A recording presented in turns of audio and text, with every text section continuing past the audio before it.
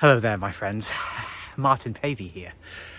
It's a pivotal day today, actually. I was up late, very late, last night or this morning. When does it become this morning, and when does it stop being last night? Who knows? Answers in the comments. But before I start going into today's video, I wrote a bit of a treatise on on how my ex-boyfriend and I met, and a lot of the major issues that were basically instant red flags to me. So I recommend that wherever you're watching this, that you go to the post section of my YouTube channel and read the account, because it'll give you some context of what I'm going to talk about today. Because whether we like it or not, we are our own prison wardens, our own imprisoners, our own executioners. We do it ourselves, and to be an adult, a fully responsible adult, then you have to accept responsibility for what we would call the good, the bad, and the ugly. And there are lots of things that I did while I was with my ex-boyfriend. And one of the chief ones, and it's quite embarrassing to speak it out loud, but I actually sort of want to give voice to this, because I actually think it's quite a common thing. But one of the things, I definitely fell in lust with my ex the moment that I even encountered him online, let alone the first time that we actually met in person, was a massive conflagration of lust, because we'd both been quite starved of sex when we met each other. So that was the hook, really. And one of the things that I did that he requested, that even at the time I didn't really want to do, I tried to rationalize it at the time, and did, to my own misfortune, frankly, and my own danger, was that he wanted me to have sex with other men, because he was in his so-called voyeuristic stage of life. And I did, a lot. Sometimes one man a day, but a few times, several. And he also took me to various places out in the countryside on the edge of London, where he and his deceased boyfriend had gone. And it's all very, very embarrassing and humiliating. And frankly, I've talked about this a bit with my therapist recently, that it makes me feel really grubby, and that the motivations behind doing all of this stuff that was really degrading to me.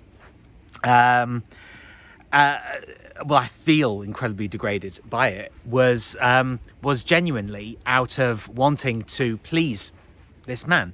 And the emotional fallout of it is still lingering with me today. I'm still dealing with it, and very recently there was this woman who in fact is from the same county as me. She's from Derby, rather than being from Derbyshire. There is a difference, which always used to, oh yeah, I know Derby. It's like, no, I'm not from Derby, I'm from Derbyshire. Which I know sounds really, really pedantic, but anyway, this Lily Phillips OnlyFans model, porn star, recently had sex with, she didn't sleep, she was very much awake. She recently had sex with 101 men in one day. And I was watching Sargon of Akkad, Carl Benjamin, do one of his live streams that he did on his YouTube channel at the end of last year. And it featured a lot of footage from a documentary that this guy called Josh Peters did on the whole experience. I mean, he basically was he was there before and after the deed, and it was really grim. And in the aftermath of doing it, this girl, Lily Phillips, she's 23 years old. She started crying, and she was obviously really, really upset when the reality of what she'd done actually hit her. But it's incredible because in the aftermath, she's actually gone on to, I mean, I'm laughing, it's not funny, but she's gone on to, you know, the rationalization of it, and the conditioning and, well, let's call it the programming that she's been subjected to, just kicked in again, and she was kind of just brushing it all off. But I found myself feeling really, really upset, and I was sort of partly crying for her. I was crying for myself in basically doing the same thing of just pimping myself out. You know, I could have said no, but the thing is, I did want to please him, and that I made a prisoner of myself, and frankly abandoned my principles completely. And as I was laying in bed last night, shortly actually before I fell asleep, because I sort of wanted to semi-resolve the situation, I realized that we will do crazy things because we believe it will bring us closer to people or bring us closer to our dream states. And when I thought about it, why the hell did I have sex with loads of other men to get more intimacy with my boyfriend? When you say it out loud, obviously it makes complete sense how ridiculous the situation is. But we do crazy things, as they say, when we were in love.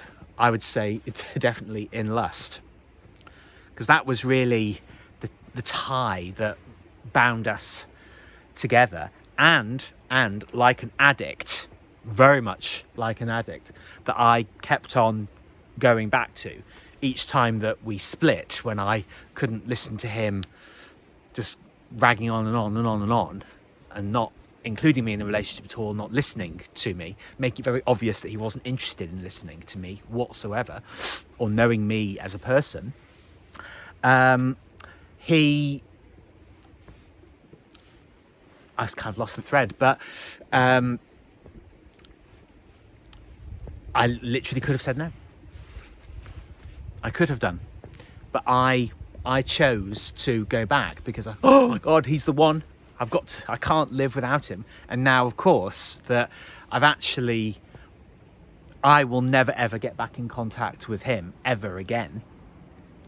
I don't know if he will get back in contact with me, but I'm saying all of this because we are complex and complicated beings. We have these incredible minds. We also have unbelievably powerful emotions, and they can make us do, you know, if we endorse them, we will do crazy things to try and get people to like us. Now, of course, I realize that it was complete false hope that I had in what I call the relationship. It was a relationship, but it certainly wasn't a healthy one. And most of all, it was abandoning my own my own joy, my own authenticity. It really was. And of course now I am dealing with the fallout of it, and it's not easy, but I will say this, and I genuinely mean it, despite it being difficult. Whenever these feelings of anxiety or whatever come up, I'm glad, because I know that I'm living in the world. I'm actually facing what it is that I'm afraid of and that I need to deal with in order to live a better life. So it can be frightening, but it can very, very easily, you know, if you choose to do so, it can be the key to your freedom. And I think that's always worth striving for, you know? Because we're incredible. We're really incredible human beings. Flawed, very flawed, but fabulous as well. And it's your decision how you want to do it. But I actually think that stuff like this, I mean, maybe it's extreme, I don't know. But I honestly think that there are a lot of people that have been through very, very similar things that won't say it out loud. But I think that the more that we can help each other along with the technology that we have and the bravery that we're willing to actually manifest to genuinely move people in a healthier, happier and more liberated fashion. I really believe that we can do it, and it's our individual choice whether we do it or not. But having written that article earlier today, having recorded this video, I already feel free of the prisons of my past, and I wish the same for you, to release the ghosts and liberate yourself, because that's always at your fingertips. It's always an option for you.